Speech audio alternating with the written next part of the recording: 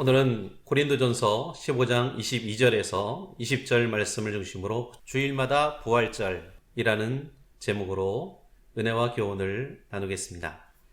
사람의 인생에 있어서 가장 중요한 세 가지가 있다면 그것은 탄생, 결혼, 죽음일 것입니다. 어느 나라에서 어떤 부모로부터 태어나느냐 하는 것은 사람의 인생을 좌우한다고 해도 될 만큼 중요한 사건입니다. 저는 가끔 내가 만일 다른 나라에서 태어났으면 어땠을까라는 생각을 해봅니다. 만일 아프리카의 그 가난한 곳에서 정치적 혼란 가운데서 또 종교적인 혼란 가운데서 태어났다면 굶어 죽든지 아니면 어린 나이에 군인들에게 납치당해서 청소년기를 전쟁과 두려움 속에서 보내야 했을지도 모릅니다. 멀리 아니더라도 만일 북한에서 태어났다면 어땠을까? 상상만 해도 끔찍한 마음이 드는 것은 여러분도 마찬가지일 겁니다. 결혼 역시 우리 인생에 있어서 매우 중요한 영향을 주는 사건 중에 하나입니다. 우리나라의 전통에 보면 남자나 여자나 결혼을 하면 어른이 되었다는 증표로 머리를 위로 묶어 올렸습니다. 남자들이 머리를 위로 묶고 가셌으면 마치 권위를 나타내는 것 같지만 그것은 어떤 권리보다도 이제는 배우자를 그리고 자녀들을 한 가정을 책임있게 돌보아야만 한다는 것을 의미했습니다. 결혼이 중요한 이유는 이전에는 부모의 그늘 밑에서 자신의 책임만 지면 되었지만 결혼 후에는 다른 사람들을 책임져야 한다는 사실일 것입니다. 마지막으로 죽음이 참 중요한 이유는 죽은 이후에는 더 이상 기회가 없기 때문입니다. 농부에게 있어서 가장 중요한 것은 때를 맞추는 것이죠. 계절을 따라서 심을 때가 있고 물을 줄 때가 있고 기를 때가 있고 수확할 때가 각각 있기 때문입니다. 그래서 농부들은 기후에 예민하고 자신들만의 특별한 달력을 사용하죠. 그러므로 많은 사람들이 죽음을 두려워하지만 정말 우리들이 두려워해야 할 것은 죽음 그 자체가 아니라 준비 없이 죽음을 맞이하는 것입니다. 제가 대학에 다니면서 한 선교기관에서 일을 한 적이 있었습니다. 당시에 함께 일하던 분이 계셨습니다. 연세가 50대 중반 정도였고 매우 열정적이고 건강한 분이었습니다. 그런데 어느 날 무엇인가를 열심히 적고 계셔서 제가 무엇을 하느냐고 여쭈어 보았습니다. 그분이 하시는 말씀이 유언장을 작성하고 계시다는 것입니다. 당시에는 무슨 유언장을 벌써 작성하시느냐고 의문을 가지고 물었는데 그분이 그 후로 2년도 안 되어 갑자기 돌아가셨다는 소식을 듣게 되었고 사람이 자신의 죽음을 준비하는 것이 얼마나 중요한가를 새삼 깨닫게 되었습니다. 세상에 어떤 사람도 죽음을 피해갈 수는 없습니다. 그래서 어떤 철학자는 모든 인간은 죽음에 이르는 질병을 가지고 태어났다고 했습니다. 이 질병은 모든 질병 중에서 가장 지독하고 고칠 수 없는 불치병입니다. 그런데 바울 사도는 고린도전서 15장에서 이 지독한 병을 치료할, 이 지독한 병을 무시하는 듯한 이야기를 합니다.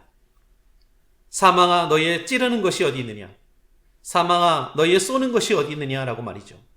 가만히 이 고린도전서 15장을 읽고 있으면 죽음이란 다른 삶으로 옮겨가는 한 과정이지 결코 인생의 끝이 아니라는 사실을 깨닫게 됩니다.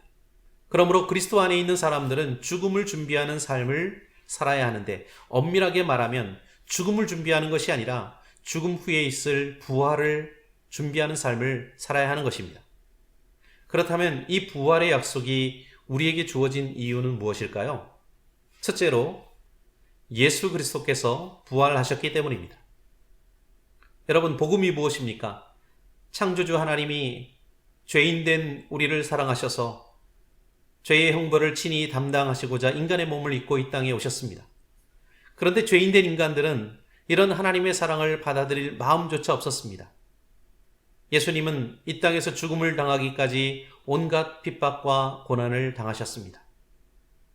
패션 오브 크라이스트라는 영화가 있었습니다. 그리스도의 고난을 섬세하게 조명하는 영화였습니다. 그런데 그 영화에서 몇 가지 아쉬운 점이 있었는데 그 중에 하나는 예수님의 죽음 이후에 부활 사건에 대한 부분을 다루지 않았다는 것입니다.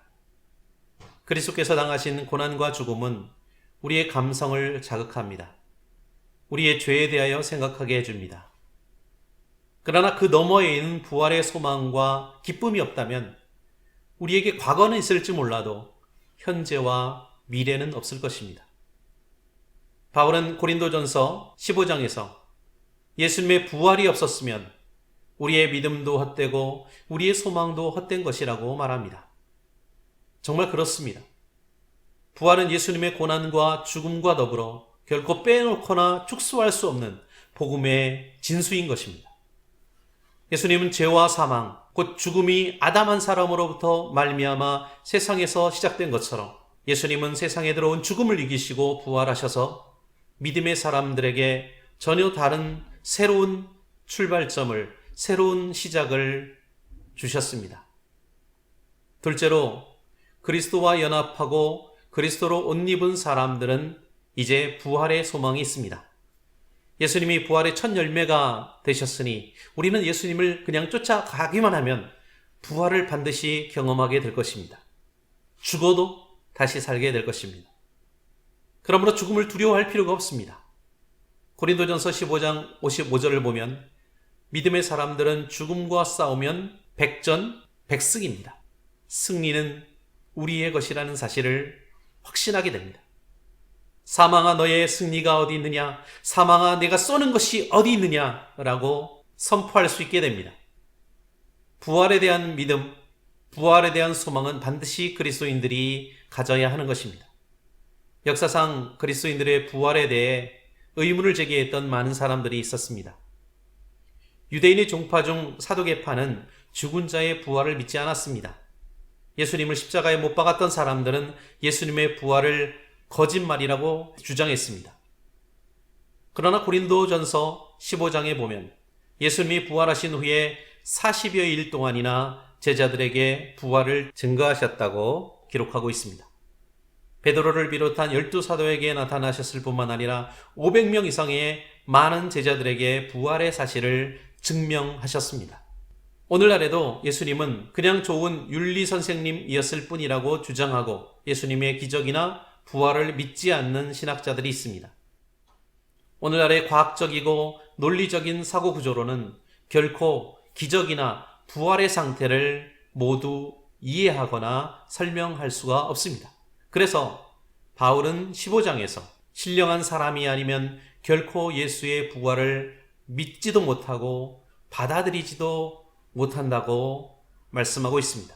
예수님의 제자 중 한 사람인 도마조차도 예수님의 부활을 의심했습니다. 그때 예수님이 너의 손을 내 허리 창자국에 내 손의 못자국에 넣어보고 정말로 내가 부활한 것인지 확인해 보라고 했습니다. 확인했을 때에 도마는 나의 주님, 나의 하나님이라고 고백을 할 수밖에 없었습니다. 그때 예수님이 하신 말씀은 보지 않고 믿는 사람들이 복되다라고 말씀합니다. 여러분, 성경이나 하나님은 인간의 논리와 과학 구조의 틀 안에서만 이해하려고 하면 결코 받아들이거나 믿을 수가 없습니다. 부활은 믿음의 눈으로 확인해야 하는 것이고 소망 안에서만 그 능력이 나타나게 되어 있습니다.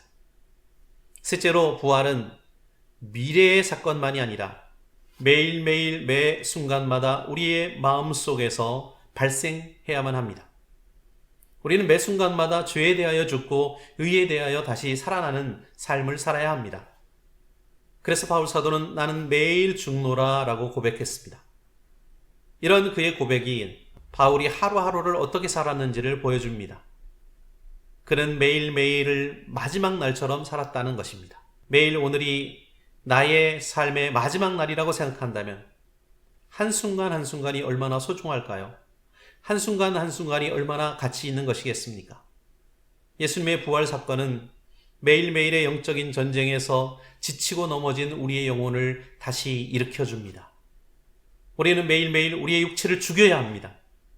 육체의 정욕과 안목의 정욕과 이생의 자랑을 죽여야 합니다. 우리의 육신의 욕심이 죽는 만큼 우리의 영혼은 살아나게 되어 있고 천국의 소망은 더욱더 커져가게 되는 것입니다. 흔히 부활절이라고 하면 계란을 나누어 줍니다. 부활절을 상징하는 계란, 토끼 이런 것들은 사실 성경적인 근거가 있기보다는 사람들을 흥미거리로 유도하기 위해 이방 종교나 세속의 관습에서 차입해서 가져온 것들입니다. 많은 교회들이 그리스도의 부활을 1년에 한 번 시간을 정해서 부활절을 만들어 기념하고 있습니다. 예수 그리스도의 부활은 1년에 단 한 번 기념하면 되는 가벼운 사건이 절대로 아닙니다. 소중한 사람일수록 더 자주 만나는 것처럼 예수님의 부활은 정말로 중요한 사건이고 교훈이기에 우리가 매 주일마다 기억하고 기념해야만 하는 것입니다.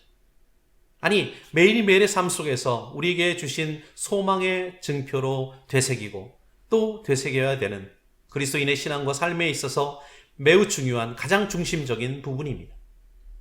그러므로 모든 그리스도인들은 최소한 매 주일 참여하는 주의 만찬을 통해서 그리스도의 죽으심과 부활하심을 기념하고 축하하는 시간을 가져야 하는 것이죠. 예수님의 부활은 역사 이래로 죽음의 지배하에 놓여 있었던 인류에게 죽음의 권세와 싸워 승리한 전후무한 예를 보여주고 있습니다. 그리스도의 부활 사건은 예수님이 십자가에 달려 돌아가신 후에 절망에 빠져있던 당시의 제자들에게 큰 위로와 소망이 되었습니다.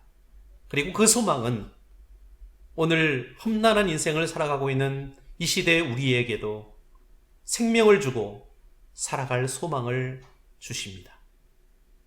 부활은 과거의 사건만이 아니라 현재의 사건이고 또한 미래의 사건입니다.